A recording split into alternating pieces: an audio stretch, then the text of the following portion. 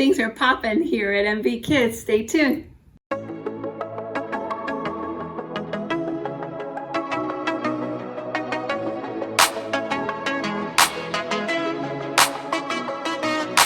Sometimes the road ahead can be so rough.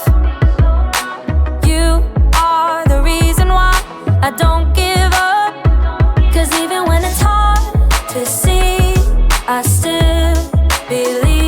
So I'm gonna trust your love no matter what. Gonna live my life for you, live my life for you.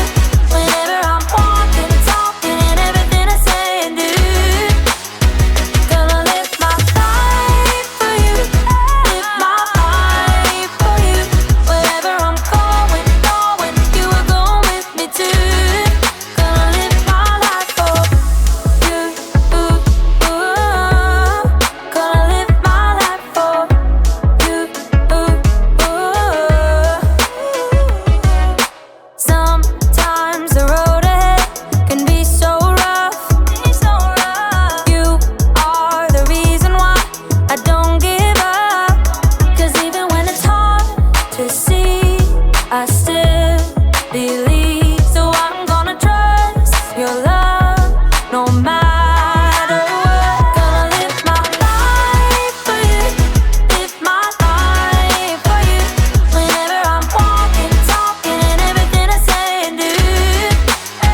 Gonna live my life for you, live my life for you. Wherever I'm going, you will go with me too. Gonna live my life for you, gonna live my life for you,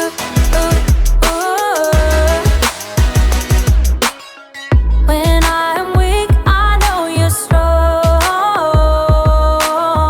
Won't be afraid, you'll be right here through it all. When I'm weak, I know you're strong. Won't be afraid, you'll be right here through it all. Gonna live my life for you, live my life for you. Whenever I'm walking, talking, and everything I say and do. Gonna live my life for you, live my life for you. Whenever I'm walking, talking, and everything I say and do. Gonna live my life for you, live my life for you. Wherever I'm going, you will go with me too. Gonna live my life for you, gonna live my life for you, gonna live my life for you, gonna live my life for you.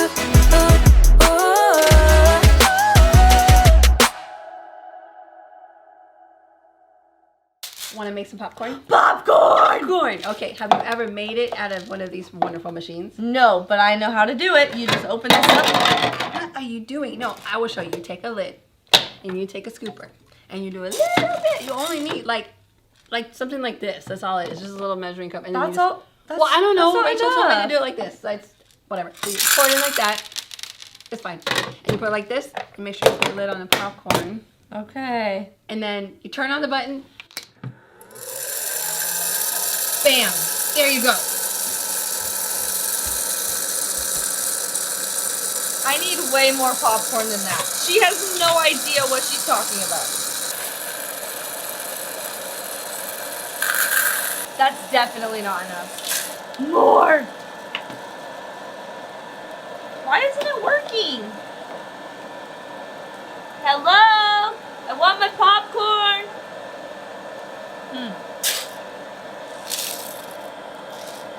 I'm gonna go tell Miss Jen. It's not working. Miss Jen!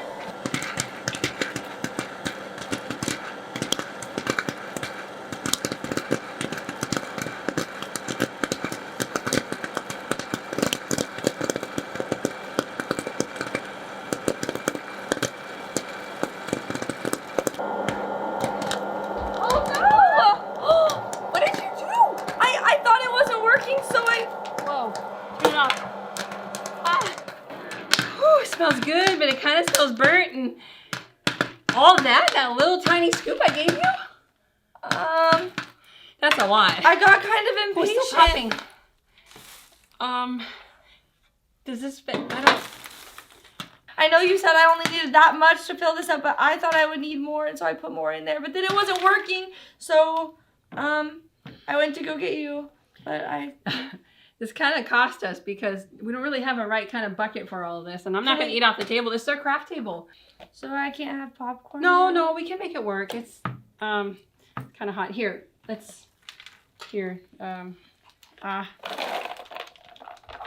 burnt.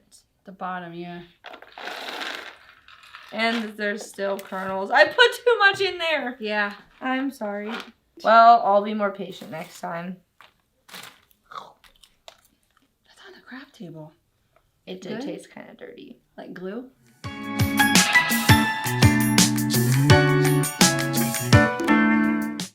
What's up, NV kids? Are you ready for the Bible story? I am. We've got a great one today. Miss Jen, have you read the Bible story? It's in Genesis, the very first book of the Bible. Yeah, we're going to find out what this bowl of soup, what it has to do with today's Bible story. You want to watch it first, and then we'll come back and talk about it. All right, let's do it. Ready? Okay.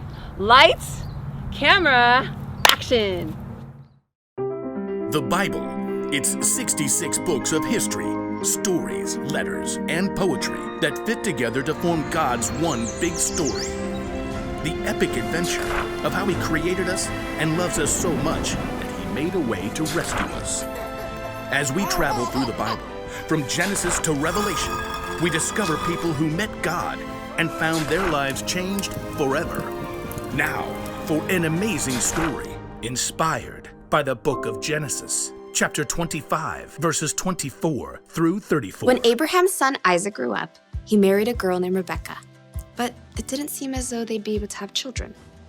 Please, God, give us children. But God answered Isaac's prayers, and Rebekah became pregnant with twins.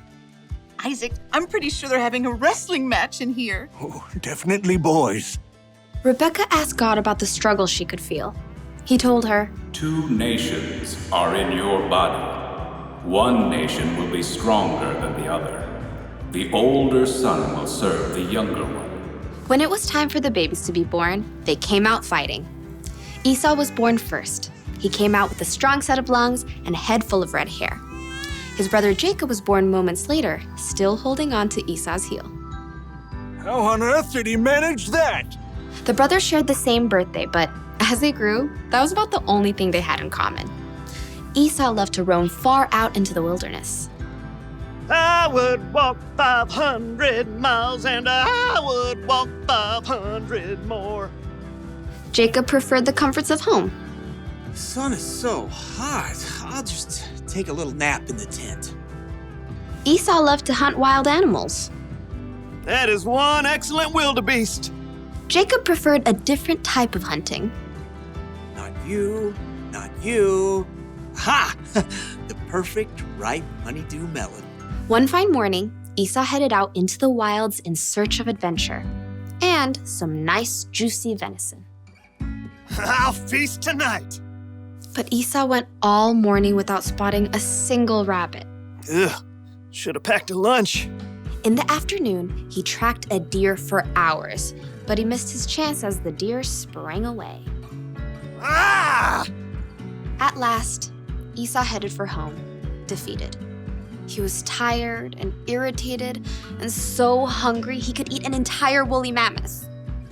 Must eat food. As Esau neared camp, a delicious smell wafted out to greet him. Food!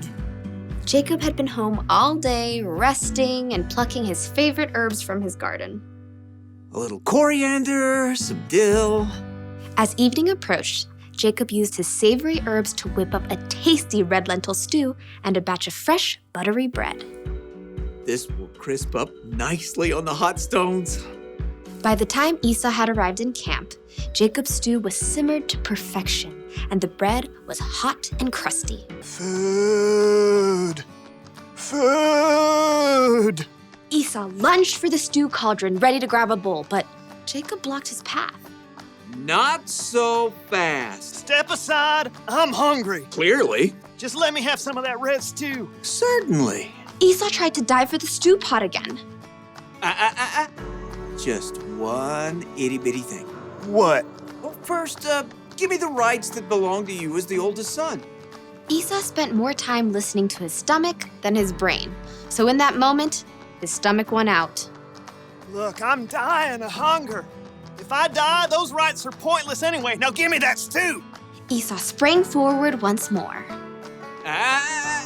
Promise to give me your rights. Fine. Fine what? Fine, I promise. Promise what? I promise to give you my rights as the oldest. Cool. Help yourself. Jacob stepped aside as Esau hurled himself at the stew pot. Stew! Esau happily gorged himself on rich stew and fresh bread. But as his stomach filled up, he had time to stop and think again. Esau had just traded the rights of a lifetime for a meal that would only last him a few hours.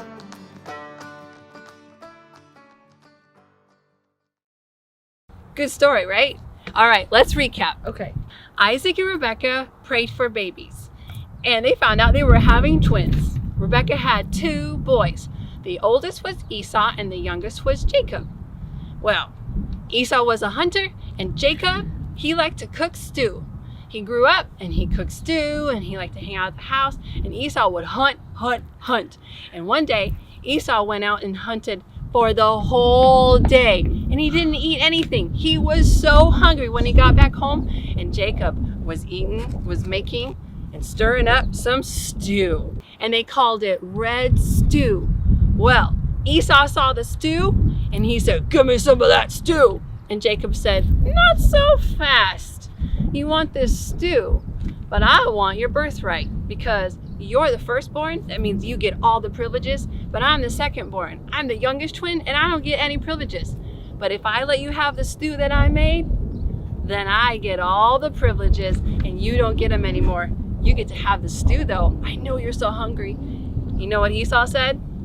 "I don't care. I still want to eat my food. I'm so hungry. Give me the stew, give me the stew, give me stew." And Jacob said, "A deal's a deal. Here you go." And he ate up that stew. And then afterwards, I bet you he had a big stomach ache. Do you know why? He realized he was pretty impatient. He couldn't wait. In fact, he was so impatient, he lost all of his privileges. He lost everything. If you are not patient, maybe there's some really bad consequences that could happen to you. You don't want that. So the lesson today is wait. Be patient and wait. You're a very good helper. I appreciate that. Thank you. Thanks. Is there anything else we want to say to everybody? Yeah, the bottom line. Let's say it together. Oh yeah. If you don't wait, it could cost you.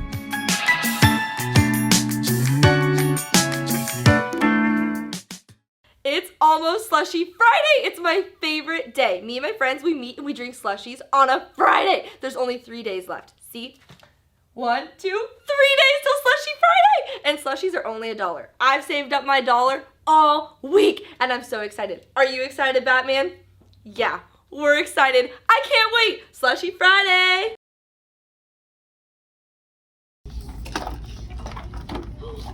Bubbles. I love bubbles. I want them right now. Wait, how much are they? $1? I have $1. This is the only $1 I have. Oh well, it's fine. I want to play with them right now.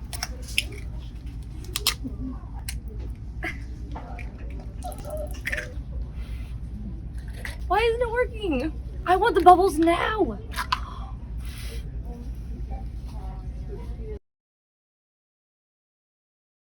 We're gonna go get slushies. You saved your $1? I saved mine. Did you save your $1? I saved my $1. All right, let's go meet Maddie. We're gonna get some slushies. Slushy Friday, Slushy Friday, Slushy Friday. Woo! Friday. I'll meet you in there. All right. Okay. I spent my $1. I guess I'll just wait out here. I can't believe I already spent my $1. All I bought was bubbles, and they didn't even work. And now I can't go get a slushie with all my friends for Slushy Friday. Well, I guess Our Bible story was right. Don't wait. It could cost you.